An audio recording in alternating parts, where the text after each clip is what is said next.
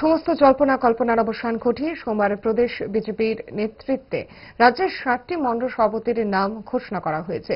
BJP দলের সাংগঠনিক নিয়ম অনুযায়ী প্রতি 5 বছর অন্তর অন্তর সাংগঠনিক নির্বাচন প্রক্রিয়া সম্পন্ন হয়। এবার মণ্ডল সভাপতি পদের জন্য অনেক প্রত্যাশী সাংগঠনিক নির্বাচনে অবতীর্ণ হয়েছিল, কিন্তু বিজেপির কেন্দ্রীয় নেতৃত্বে 45 বছর সীমারেখা বেঁধে দেওয়ায় অনেক প্রত্যাশীর সভাপতি পদের স্বাদ পূরণ হলো না। ঠিক তেমনি শান্তিবাজার মণ্ডলীয় সভাপতির জন্য অনেক প্রত্যাশী ছিলেন। তার মধ্যে 45 বছরের নিচে বয়স দেবাশিস ভৌমিককে শান্তিবাজার মণ্ডলের নতুন সভাপতি হিসেবে সিলমোহর দিলেন প্রদেশ বিজেপি নেতৃত্ব। শান্তিবাজার নতুন মণ্ডল সভাপতির নাম ঘোষণা হওয়ার পর নতুন মণ্ডল সভাপতিকে নিয়ে সাংবাদিক সম্মেলন করলেন মণ্ডলের নেতৃত্ব। সবাইকে নমস্কার। এটা আমাদের সাংগঠনিক প্রক্রিয়া যে আমাদের দলের গঠনতন্ত্র অনুযায়ী প্রতি 5 বছর পরই আমাদের সাংগঠনিক নির্বাচন প্রক্রিয়া সম্পন্ন হয়।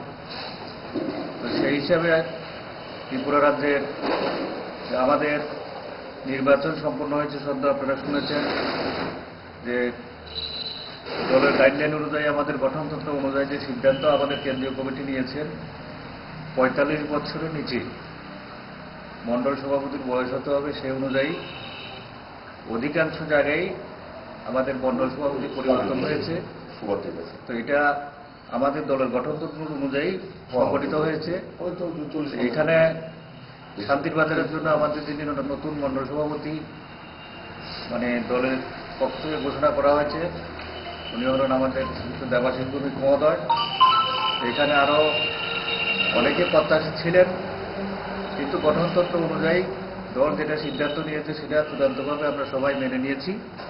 এবং আমি মনে করি নতুন মণ্ডল সভাপতির দায়িত্বে শান্তির বাজার আরও শক্তিশালী হবে, সংগঠন আরও প্রসারিত হবে এবং আগামী দিনে আমরা কাঁধে কাঁধ মিলিয়ে সবাই একসঙ্গে কাজ করবো। শান্তির বাজারের জন্য এটা একটা খুশির বার্তা।